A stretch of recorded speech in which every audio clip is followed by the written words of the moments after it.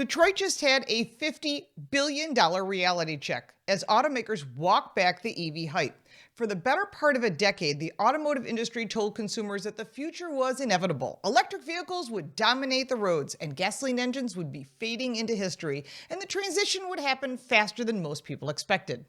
Now the bill for that prediction is coming due, and automakers across the United States and Europe are quietly unwinding some of the most aggressive electric vehicle plans after a wave of slowing demand, expiring or completely gone incentives, and massive financial losses. The cost of that miscalculation is staggering. In the Detroit 3 alone, Ford Motor Company, General Motors, and Stellantis are absorbing more than $50 billion in losses and write-downs tied directly to their EV programs. Across 7 major automakers, total losses connected to electric vehicle investments exceeded $114 billion. For an industry built on careful production cycles and decades-long planning horizons, the scale of these losses represents one of the most dramatic strategic miscalculations in modern automotive history. Let's face it, the government can't force consumers to buy something they don't want. And the EV spending spree, well, that's coming to an end. Because just a few years ago, the message from automakers was remarkably consistent. Electrification was not simply a new product category, it was the entire future of transportation. Gas cars are the horse and buggy of the past. Well, executives across the industry set ambitious targets. Some pledged to phase out internal combustion engines entirely within the next decade. And billions of dollars flowed into battery plants, dedicated EV platforms, new factories, and massive production expansions. In 2021 and 22, optimism around EV adoption bordered on certainty. Governments offered generous subsidies, regulators pushed aggressive emissions targets, and Wall Street rewarded companies that promised rapid electrification. But the industry made a critical assumption: that consumers would move to electric vehicles as quickly as automakers and policymakers hoped and pushed aggressively for. That assumption has proven wrong. We stood our ground and we bought the vehicles we wanted.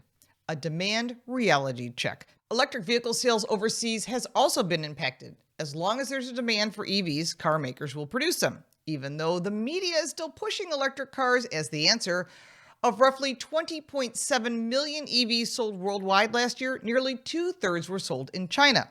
North America accounted for just approximately 8 to 9% of new vehicles for early 2026.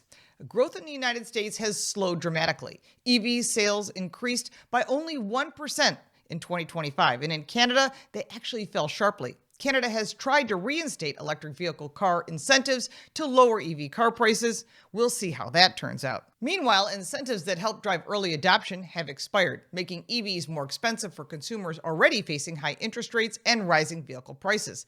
Plus higher insurance rates and electricity costs, which are at an all-time high. When subsidies disappear, demand softens quickly, and that is exactly what happened. The financial consequences are real. The financial fallout from these misjudgments is becoming increasingly visible in automakers' earning reports. Stellantis recently announced more than $26 billion in charges tied to a broader reset in business strategy. While the company did not break down every category, analysts widely attribute a substantial portion of the write-down to electric vehicle investments that failed to deliver expected returns. Ford Motor Company has reported roughly $19.5 billion in losses tied to their EV division, part of a broader $35 billion in cumulative losses from its electrification strategy. General Motors has also taken a $7.1 billion earnings charge, including billions related to adjustments in the EV strategy and production plans. Even companies outside Detroit are feeling the strain. Honda Motor Company expects roughly $1.9 billion in write-downs tied to electrification strategies and has canceled 3 EVs they had planned to produce. When analysts examined 7 major automakers, including Ford, General Motors, Stellantis, Mercedes-Benz, Volkswagen, Rivian, and Lucid, they estimated combined EV-related losses of nearly $114 billion between 2022 and late 2025. Every car brand has taken a financial hit. And during that period, those companies produced about 5 million electric vehicles. On average, they lost on each vehicle $20,887 loss on every single electric vehicle sold. That is not a good business plan. And the result of that has been layoffs, followed by more losses. The financial consequences are not limited to corporate balance sheets. thousands of workers have already been affected by EV-related restructuring across the industry. That means lost jobs. At Ford Motor Company, more than 1,400 employees were cut from the Rouge Electric Vehicle Center as the company reduced operations from 3 shifts to 1. General Motors laid off more than 3,400 workers across multiple facilities, including battery and EV assembly operations. Startup EV manufacturers have also struggled. Rivian, Automotive, and Lucid Group have both cut staff, slowing factory expansion plans, and warning investors that profitability remains years away. Across Europe, the restructuring has been even more dramatic. Volkswagen Group plans to cut tens of thousands of jobs over the coming decades as it tries to manage the cost of electrification and rising energy prices. Remember that Volkswagen Group also includes Porsche, Audi, Lamborghini, Bentley, and many other brands, so it is a huge impact.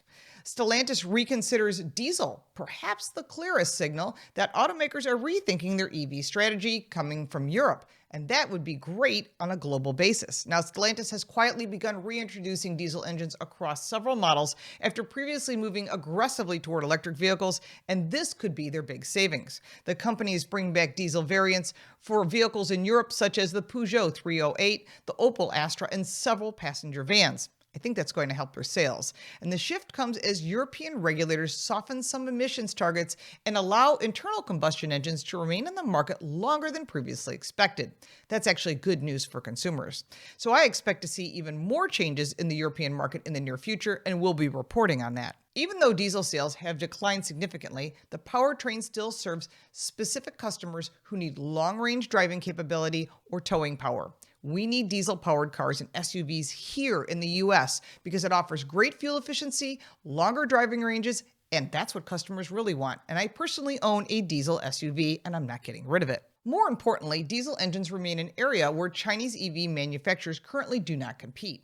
In a market increasingly crowded with low-cost Chinese electric vehicles, differentiation matters. China wants to own the EV marketplace, but they still produce gasoline-powered cars for many continents. That no one's talking about. Hybrids are surging ahead, and another unexpected development has been the rise of hybrid vehicles across the globe. While fully electric cars account for roughly 19.5% of European vehicle sales in last year, hybrids now represent the largest segment, capturing about 34% of the market because that's what consumers want.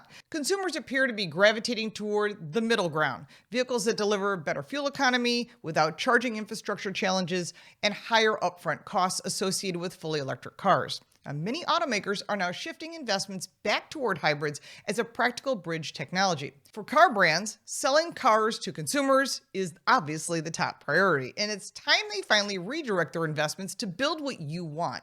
At the same time, global auto industry faces another strategic challenge: the rapid rise of Chinese automakers. Companies backed by the Chinese government have built enormous EV manufacturing capacity and are increasingly looking to expand into Western markets. With recent limited access to Canada, that may help, but the US is keeping Chinese car manufacturers at the gates. They want them to build the cars here in North America, which would increase the costs. We'll see how that unfolds, and again, we'll be watching. Executives across North America are now debating how to respond. Jim Farley, the CEO of Ford Motor Company, has reportedly discussed a controversial idea with U.S. officials, allowing Chinese automakers to build vehicles in the United States through a joint venture with American companies. The proposal would mirror Chinese-owned policies, which historically requires foreign automakers to partner with domestic companies and share technology in order to access the Chinese market. Not everyone supports that idea.